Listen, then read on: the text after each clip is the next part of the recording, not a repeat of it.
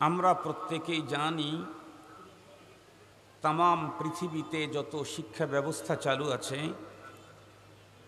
সমস্ত শিক্ষা ব্যবস্থাগুলি মৌলিকভাবে প্রথমত দুই প্রকার। এক প্রকারের শিক্ষা ব্যবস্থাকে বলা হয় জাগতিক শিক্ষা, বৈষয়িক শিক্ষা, আধুনিক শিক্ষা, মানবরচিত শিক্ষা, সহজে বুঝবার জন্য বলা যেতে পারে স্কুল, কলেজ, ইউনিভার্সিটির শিক্ষা। আর এক প্রকারের শিক্ষা ব্যবস্থাকে বলা হয় কোরআনী শিক্ষা, ইলমে ওয়াহির শিক্ষা, দ্বীনি শিক্ষা। সহজে বুঝার জন্য বলা যেতে পারে মক্তব, মাদ্রাসা, জামেয়ার শিক্ষা। আজকে যে বিদ্যালয়ের উদ্বোধনে এই অনুষ্ঠান, আমরা অবশ্যই নিশ্চিতভাবে জেনে ফেলেছি এটি কোনো জাগতিক বিদ্যালয় নয়, এটি হচ্ছে কোরআনে পাকের বিদ্যালয়। এখানে যে বিদ্যাগুলি দেওয়া হবে তার মূলত দুইটা, কোরআন এবং হাদিস। এর সাথে আরো দুইটা আছে যেগুলাকে এখান থেকেই বের করা হয়েছে উম্মতের সহজের জন্য। সেটাকে একটাও বলা যেতে পারে, পন্থা হলো দুই পন্থায় বের হয়ে আসছে, তার নাম হচ্ছে ফিকহ। এজন্য একজন কবি সুন্দর করেই বলেছেন, ইলমে দি ফিকহাস্ত তাফসীর ও হাদিস, হর কে খানাত গায়ে রাজি গরদদ খবিস। আমাদের বাংলাদেশের একজন ডাক্তার আছে, সে কোরআন গবেষণা, কোরআন রিসার্চ সেন্টার খুলেছে। সে আমার শরীরেও অস্ত্রোপচার করেছে সফলভাবে। সে অনেক বড় ডাক্তার, FRCS করা, বাংলাদেশের প্রথম ল্যাপারোস্কোপিক সার্জন ডাক্তার। নামটা বলতে চাই না। উনি কোরআনে পাকের তাফসীর করেছেন। তো ওনার সাথে আমার 1 থেকে সোয়া ঘন্টার মতো ডিসকাস হয়েছিল দ্বীনি ব্যাপারে। উনি উলামায়ে কওমিয়ার প্রতি এতটাই বিদ্বেষপূর্ণ মনোভাব রাখেন, তার থিওরি হলো, সে বলতেছে যে আপনারা তো কোরআন পড়েন না, আপনারা ফিকহ পড়েন। এই কথার উপরে প্রমাণ দিতে গিয়ে আমি এখন যেই উর্দু কবিতাটা পড়েছি, এই কবিতাটাই সেও পড়েছে, ফার্সি কবিতা। মুহতারাম হাজিরিন, আমি আপনাদেরকে জিজ্ঞাসা করতে চাই, আমাদের দেশে যত মানুষ পড়াপড়ি করে বড় হয়, এরা প্রথমেই কি পাটিগণিত আর বীজগণিত শেখে? প্রথমে কি শেখে? নামতা শেখে, নামতা। প্রথমে সংখ্যাগুলি শেখে, 1, 2, 3, 4, 5, এরপরে যোগ বিয়োগ, এরপরে যাইতে যাইতে যত গণিত আছে সব গণিত পরে শেখে। প্রথমে যেটা শেখে ওইটাই টার্গেট না, টার্গেট তো আরো দূরে। মানুষ গাছ লাগায়, টার্গেট কি গাছ না ফল? টার্গেট কি ছোট্ট গাছ না এখান থেকে কাঠ সংগ্রহ করা টার্গেট? হয় গাছটা ফলজ হবে, না হয় বনজ হবে, না হয় ভেষজ হবে।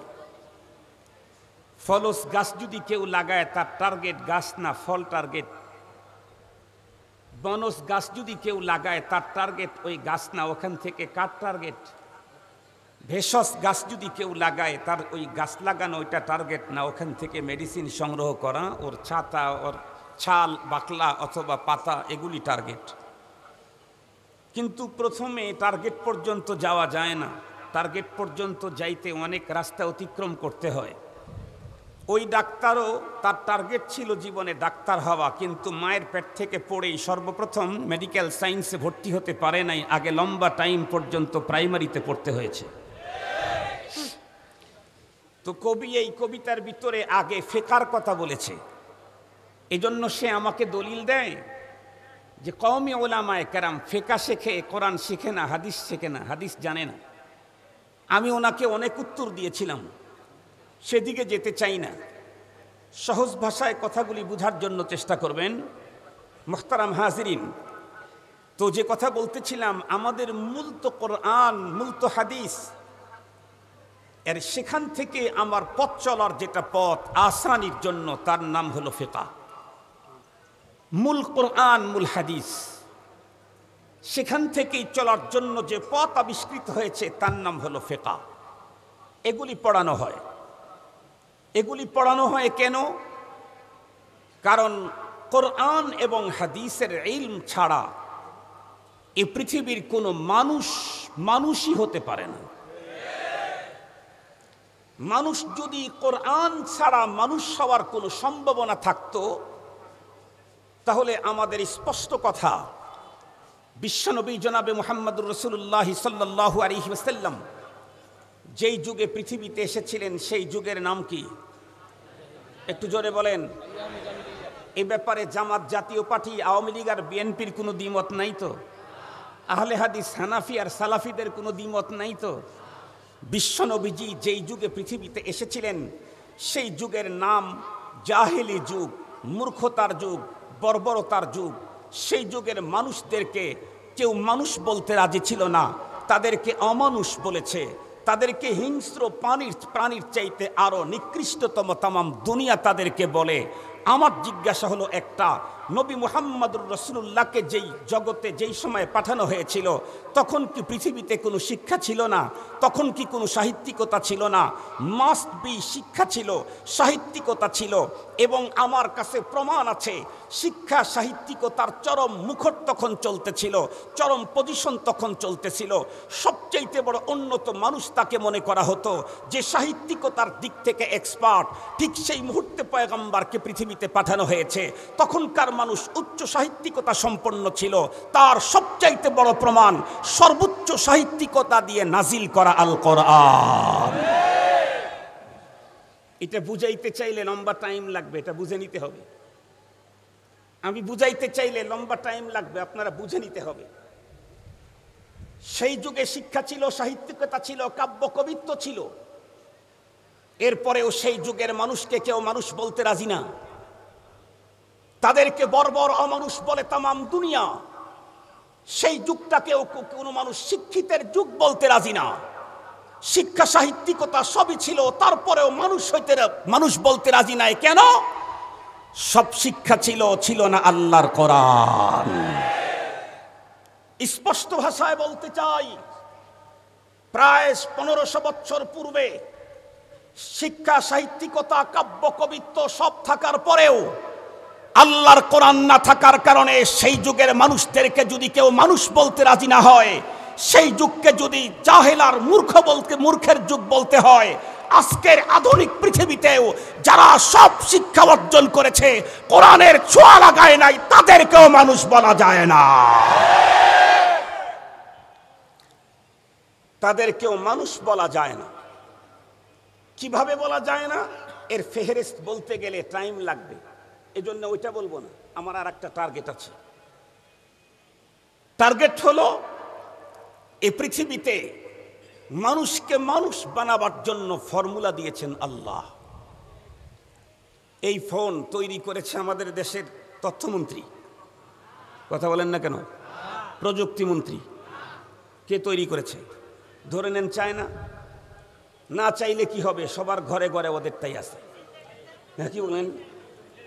ধরে নেন চায়না। তো চায়নার একজন সাধারণ পাবলিক এই ফোনটা তৈরি করেছে। ধরে নেন আমাদের দেশের তথ্য প্রযুক্তি মন্ত্রী ফোনটা কিনল। এখন এই ফোন কেনার পরে উনি যদি মনে মনে ভাবেন, চায়নার একজন নর্মাল সাধারণ পাবলিক তৈরি করেছে ফোন, আর আমি হলাম একটা দেশের তথ্য প্রযুক্তি মন্ত্রী, আমি আমার টাকা দিয়ে ফোন কিনেছি, ব্যবহার করব আমি আমার মতো। চায়নার আবিষ্কারক সিস্টেম করে দিয়েছে, ডান পাশের বাটনকে চিপ দিলে সংযোগ বিচ্ছিন্ন হবে, বাম পাশের বাটনকে ক্লিক করলে সংযোগ স্থাপিত হবে। মন্ত্রী চিন্তা করলেন, আরে পাবলিকের কথা কে শোনে? আমি তো দেশের তথ্য প্রযুক্তি মন্ত্রী, আমি আমার টাকা দিয়ে কিনেছি, সুতরাং আমি বাম পাশেরটা চিপ দিয়ে সংযোগ বিচ্ছিন্ন করব, ডান পাশেরটা চিপ দিয়ে সংযোগ স্থাপন করব। তাতে মন্ত্রী কয় বছর পরে সফল হবে? কথা বলেন না কেন? কত বছর পরে সফল হবে? আরো একটু জোরে বলেন, আরো একটু জোরে বলেন।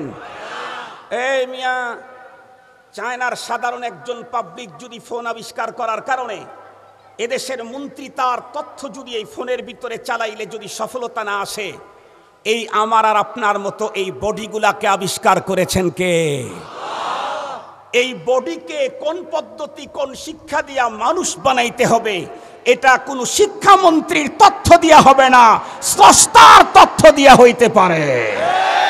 হবে হবে হবে। আমার সময় কম, আমার সময় কম, এই জন্য ওনাদেরকে শুধু দিলের ভিতরে শুধু কথাগুলি একটু গেঁথে নেন, বুঝে নেন। কোরআনে পাকের ইলম ছাড়া, কোরআনে পাকের জ্ঞান ছাড়া 1500 বছর আগেও যেমন মানুষ হতে পারে নাই, মনুষ্যত্ব বোধ ঢুকাইতে পারে নাই, ইনসানিয়ত আনতে পারে নাই, মরুয়াত শিখতে পারে নাই, আজকের যুগেও পারতেছে না, কিয়ামত পর্যন্ত পারবে না। বাঙালিদের এখন বুঝে আসবে না, বাঙালিদের বুঝে আসবে কখন? আল্লাহ না করুক, আল্লাহ না করুক, আল্লাহ না করুক, যদি বাংলাদেশের এই পবিত্র জমি থেকে উলামায়ে কেরাম বিদায় নেয়, তখন তাদের বুঝে আসবে কোরআনের কত বড় দাম। আপনাদেরকে ছোট্ট একটা ইতিহাস বলবো। আপনারা তো জানেন বর্তমান পৃথিবীর আলমী ইসলামিক স্কলার্স, বর্তমান পৃথিবীর শেখুল ইসলাম আল্লামা মুফতি তকি ওসমানী, নাম শুনেন নাই? বহুবার শুনেছেন। উনি পৃথিবীকে টোটাল 3 বার ভ্রমণ করেছেন, ওয়ার্ল্ড, পুরা ওয়ার্ল্ড 3 বার ভ্রমণ করেছেন। সর্বপ্রথম সূর্য উদয় হয় পৃথিবীর যেই রাষ্ট্রে, সেখানে উনি গেছেন দাওয়াত, দ্বীনের দাওয়াত নিয়ে। পৃথিবীর সর্বশেষ সূর্য অস্তমিত যায় যে রাষ্ট্রে, সেখানেও উনি গিয়েছেন। আল্লামা তকি ওসমানীর একটা কারগুজারি আপনাদেরকে শোনাই। এমনি তো পৃথিবীর মানুষ জানে এ পৃথিবীতে সর্বপ্রথম সভ্যতা এসেছে ইরাকে। ইরাক হলো পৃথিবীর পহেলা মুতামাদ্দান কওম। পৃথিবীর সর্বপ্রথম সভ্যতা এসেছে ইরাকে, যে ইরাকের ইসলামী বড় বড় মনীষীদের লেখা আমরাও পড়ি। সেই ইরাকে আল্লামা তকি ওসমানীর সফর হয়েছে বারেহা, অনেকবার। একবারের সফরের কথা উনি বর্ণনা করেন যে আমি যখন ইরাকে গেলাম, উনি তো রাষ্ট্রীয় সফরে গেছেন। হুজুর বলেন আমি কাজ করছি, রাষ্ট্রীয় সফরে কাজ করতেছি, সব সুবিধা আমার আছে, কিন্তু দিলের ভিতরে প্রশান্তি পাচ্ছি না। কেন? আপনারা বলেন তো দেখি। মাছের জন্য জীবন বাঁচতে কি লাগে? পানি লাগে। পানিটা যদি স্বচ্ছ, সুন্দর, ফ্রেশ, নিট এন্ড ক্লিন নাও হয়, ঘোলাও যদি হয়, বেশি ময়লা মাখাও যদি হয়, তবুও মাছ সেখানে তার জীবন রক্ষা করতে পারে। পানির পরিবর্তে যদি আতরের কোনো ড্রামের ভিতরে মাছকে নিয়ে ছেড়ে দেন, কতদিন পর্যন্ত মাছ হায়াত পাবে? কথা বলেন না কেন? পানির পরিবর্তে আতরের ড্রামের ভিতরে মাছকে ছেড়ে দিলে মাছ কখনো বাঁচতে পারে না।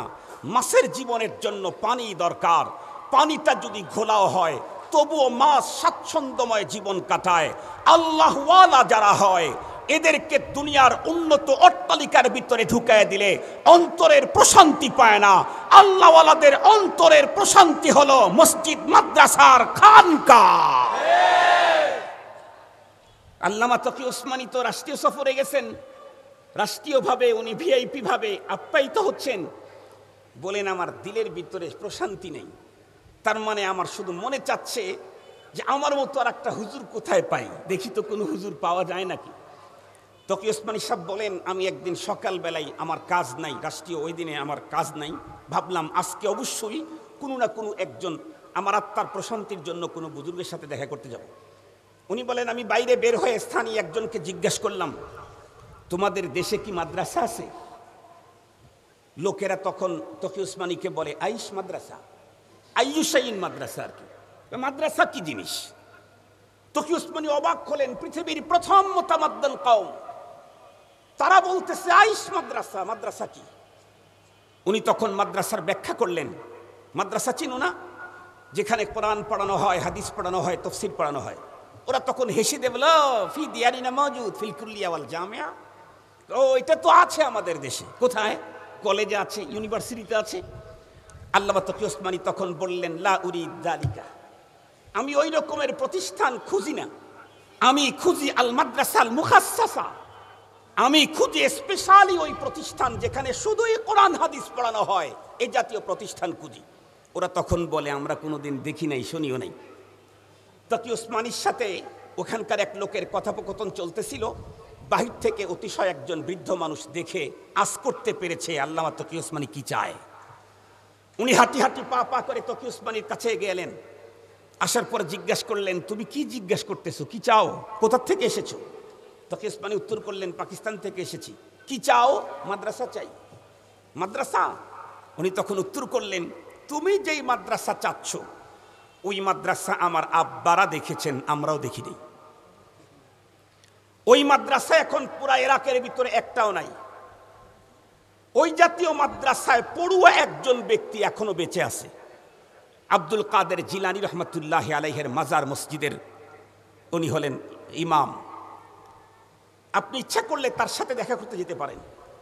তকি ওসমানী চিন্তা করলেন, আলহামদুলিল্লাহ, আমার সফর পরিপূর্ণ হবে। উনি জিজ্ঞাসা করলেন, আমি যেখানে আছি এখান থেকে ওইখানে কত দূর? ভদ্রলোক উত্তর করলো, 600 কিলোমিটার দূর। কয়শো কিলো?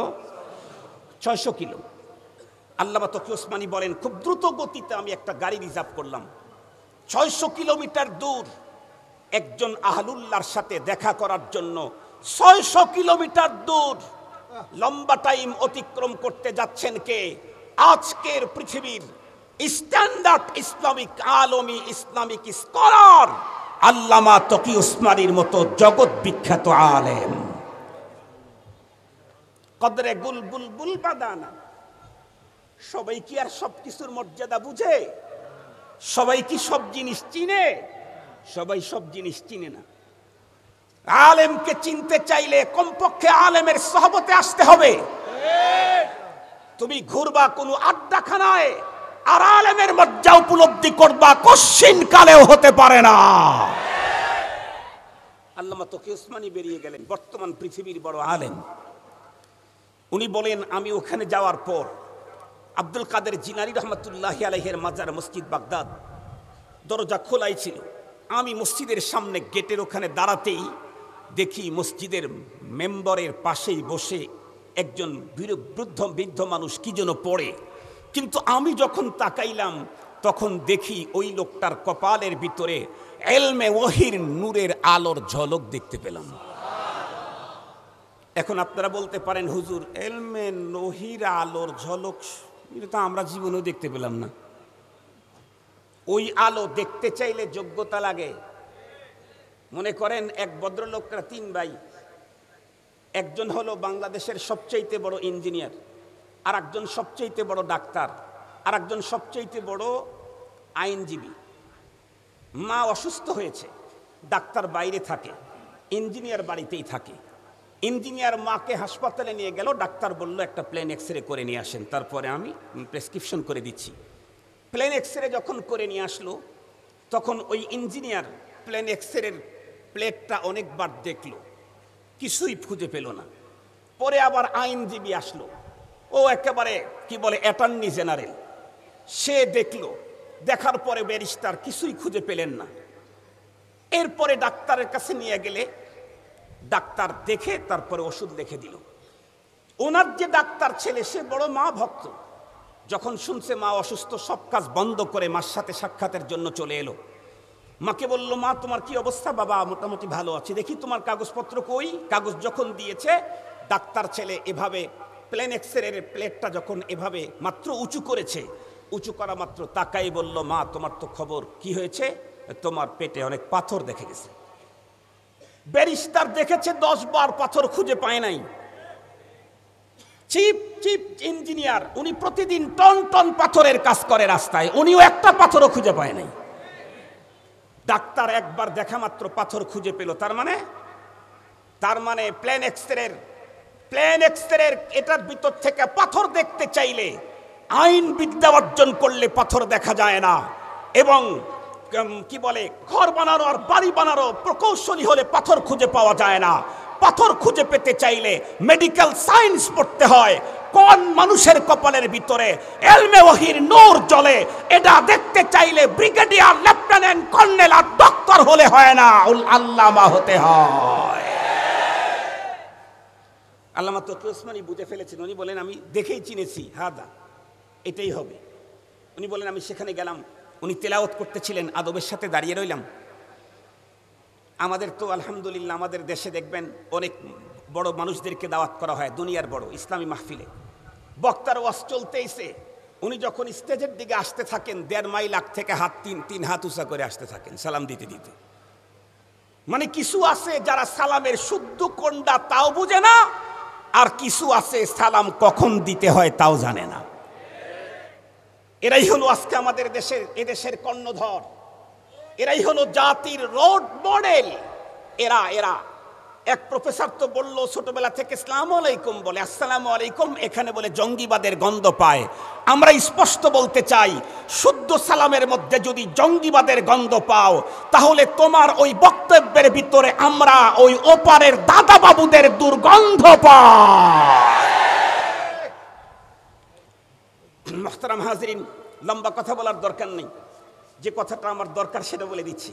আল্লামা তকি ওসমানী যখন ওখানে গেলেন, উনি দাঁড়িয়েছিলেন। মনে রাখবেন, দ্বীনি আলোচনা চলা অবস্থাতে সালাম দেওয়া জায়েজ না না জায়েজ? আবার বলেন সালাম দেওয়া জায়েজ না না জায়েজ? আবার বলেন সালাম দেওয়া ওই মুহূর্তে জায়েজ না না জায়েজ? চুপচুপ করে এসে ভদ্রের মতো বসে যেতে হবে, এটা হলো ইসলামের শিক্ষা। তো যে কথা বলতেছিলাম, আল্লামা তকি ওসমানী বলেন আমি দাঁড়ানোর পরে উনি বুঝতে পেরেছেন কেউ আমার সাক্ষাতে আসছে, উনি পড়াটা বন্ধ করলেন। আমি ওনাকে সালাম দিলাম, উনি সালামের জবাব দিলেন। সালাম আলহামদুলিল্লাহ শুদ্ধ সালাম তো আমাদের মৌলানা আশরাফি সাহেব আপনাদেরকে তামরিন করাইছে, এখন আর বলতে চাচ্ছি না। আল্লামা তকি ওসমানীকে জিজ্ঞাসা করছে তুমি কোথা থেকে আসছো? আল্লামা তকি ওসমানী উত্তর করলেন পাকিস্তান। এই ভাই ভালো করে কথা শুনেন, তকি ওসমানীকে জিজ্ঞাসা করা হলো তুমি কি করো? আমরা হলে কি বলতাম? আমি পাকিস্তানের চিফ জাস্টিস। আমরা যদি 20 বছর পরেও কেউ জিজ্ঞাসা করে রিটায়ার্ডের, তারপরেও তো বলবো যে হ্যাঁ আমি সুপ্রিম কোর্টের আইনজীবী ছিলাম। আল্লামা তকি ওসমানী কি বললেন?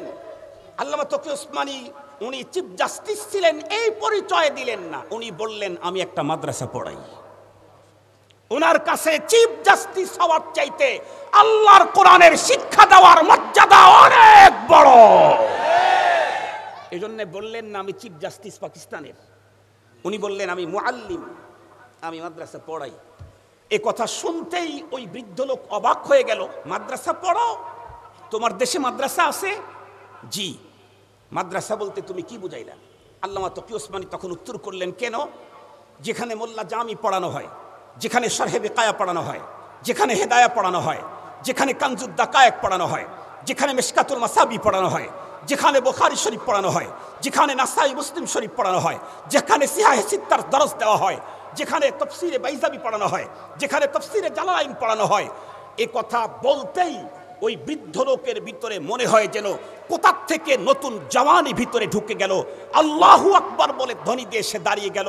তকি ওসমানীকে বুকের ভিতরে জড়ায় ধরে আল্লাহ আব্দুল কাদের জিলানীর মসজিদের ইমাম চোখের বুকের ভিতরে জড়ায় ধরে তকি ওসমানীকে চোখের পানি গিফট করে বললেন, এ তকি, তুমি পাকিস্তানের মুসলমানদেরকে আব্দুল কাদের জিলানীর মাজার মসজিদের ইমামের পক্ষ থেকে একটা ওসিয়তনামা পৌঁছায় দিব।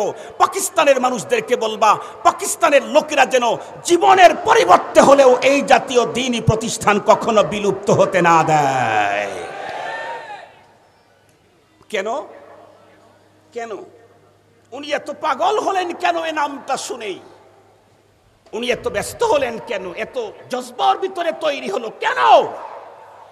কারণ পৃথিবীর মধ্যে সর্বপ্রথম মুতামাদ্দান কওম ইরাক, পৃথিবীর প্রথম সভ্যতা এসেছে যেই ইরাকে, যে ইরাক ছিল এক সময় এই উলুম ফুনুনের মারকাজ, যে ইরাক ছিল এক সময় পৃথিবীর মধ্যে উলুম ফুনুনের মারকাজ, সেই ইরাকের ভিতরে মাদ্রাসা দীর্ঘ সময় অ্যাবসেন্ট থাকার কারণে এখন প্রকৃত সেই 1400 বছর পূর্বের মদিনার প্রকৃত দিন খুঁজে পাওয়া বড় কঠিন হয়ে গেছে।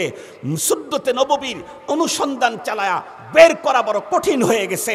মুহতারাম হাজরিন, আজকের এই সমাবেশে নারায়ণগঞ্জের মানুষদেরকে আব্দুল কাদের জিলানী রহমাতুল্লাহি আলাইহির মাজার মসজিদের সেই যোগ্য বুজুর্গ ইমামের ওসিয়তনামা আপনাদের পর্যন্ত পৌঁছাইতে চাই।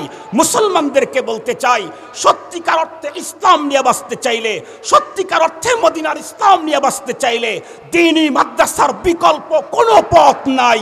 দেশ রক্ষার জন্য যেমন সেনাবাহিনী দরকার, দ্বীন রক্ষার জন্য কওমি মাদ্রাসা দরকার।